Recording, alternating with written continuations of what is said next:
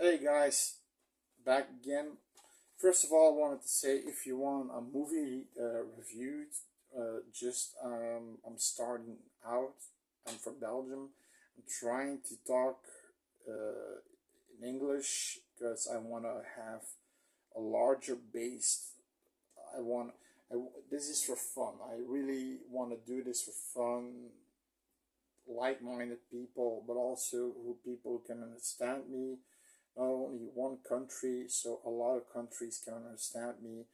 And sorry for the hammy, for the hammy speech, but I'm trying my best here. So if you want a movie reviewed, put one in the comments. If there are more in the comments, I'll cherry pick one, but I'll try to do them all. So no problem. It's also good for me because maybe there's a movie that I didn't see before. I mean, it's a movie that I've seen before. I'll see it again and try to give a good review. Now, today I wanted to talk about The Burning, 1981, I guess, 1981, and it the Weinstein brothers were involved in this, and you can see because there are a lot of pushy guys that basically Harvey Weinstein production, yeah, that are sort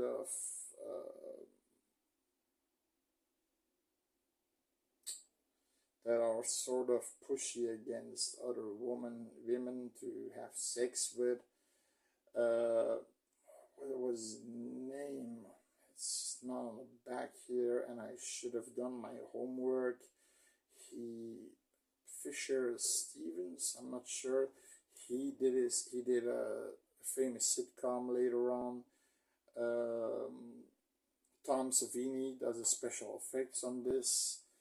Um, Now this movie, the first the synopsis, it's basically the same as Friday the 13th. It's a campsite movie.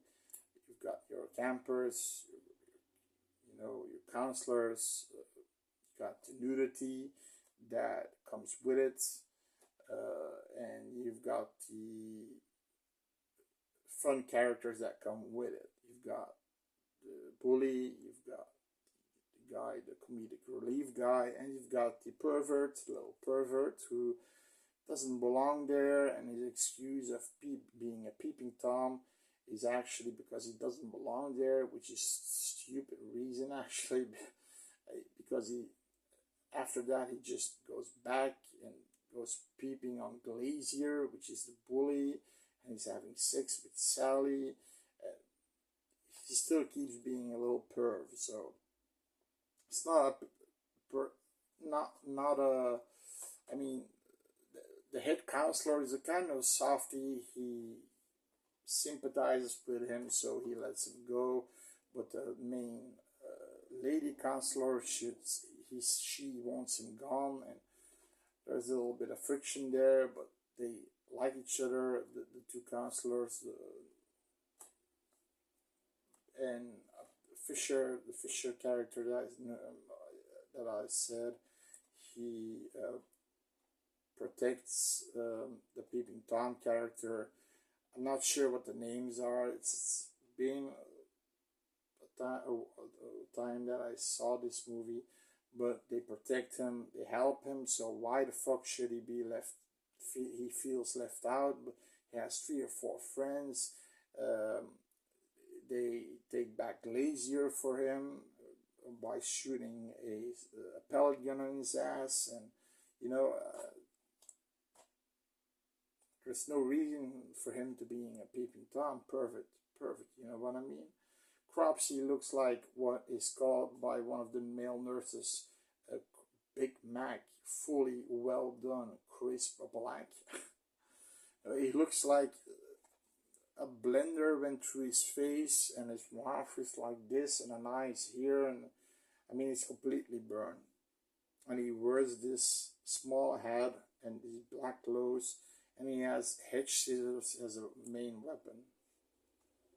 And he can do a lot of damage with that because you have this one scene in this movie called the raft scene, where he kills like 5, 6 people at once, all different ways, snipping off fingers, pushing the blade through the throat, um, you know, and such.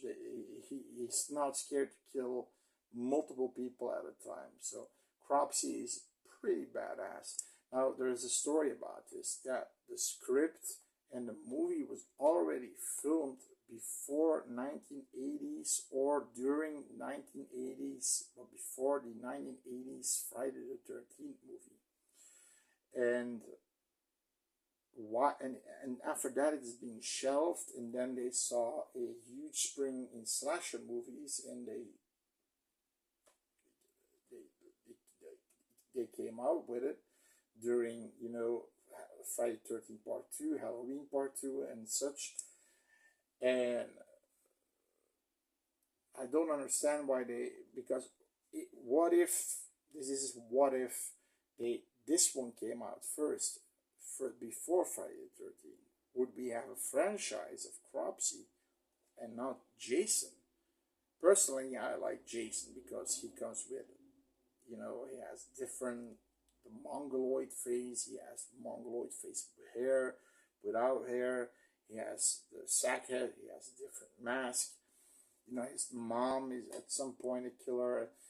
I prefer him, but would have we had, would this one came out first, would have this one be a franchise?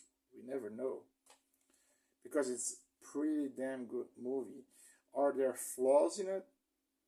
I don't know. Really, there's bonding between the campers and this and that, and you've got the nudity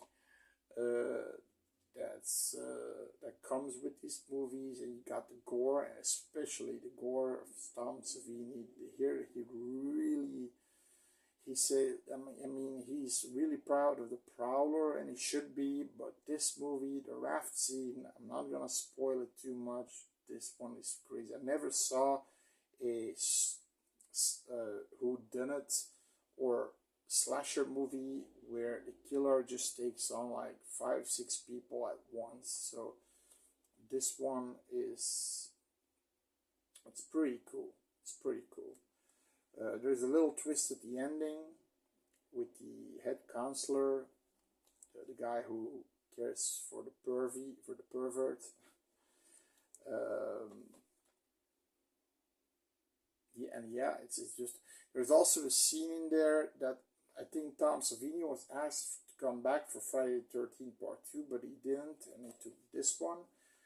But I think he had the script, and there is a scene, a bonfire scene, where they're telling the legend about Cropsy, but there's also in Friday the 13th Part 2 a bonfire scene where they're telling the legend about Jason, and then some guy jumps in to scare everybody.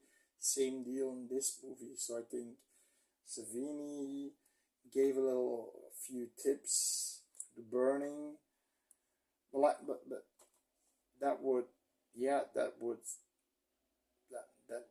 be put in there then, because like I think the script was made before the filming started. I think the filming started after the Friday the 13th movie, but the script was already made before Friday the 13th movie. So I think that's the story. But gather around the campfire to die. That's the tagline. It's not the best version. Paid fucking $15 for this one. You know how, which is actually a B movie. Slasher films, these DVDs nowadays are really expensive. The Blu-ray movie of, I think it's Arrowhead, I'm not sure, that brought it out, are bringing all these slashers back, even Fall Prey, you know, the Mutilator, the Intruder, with these amazing cover arts. But this one is just, I don't know. It's just a guy standing there with a little bit of fire, woods, shadow. It's not the best cover, but it's the one I got and crossed my path. Crossed my path as the first one, and I bought it. But I'm a huge fan. This one is in my top 10 horror movie list. Really, it's really good. Um, it's somewhere in those few good Friday the 13th movies. It's really, it's as really good as those. Like, yeah, for, yeah. So this one almost earns sixth place, or at least somewhere between fifth and 10th place. So try to watch this and don't be afraid of Cropsy because he's coming to get you. Bye.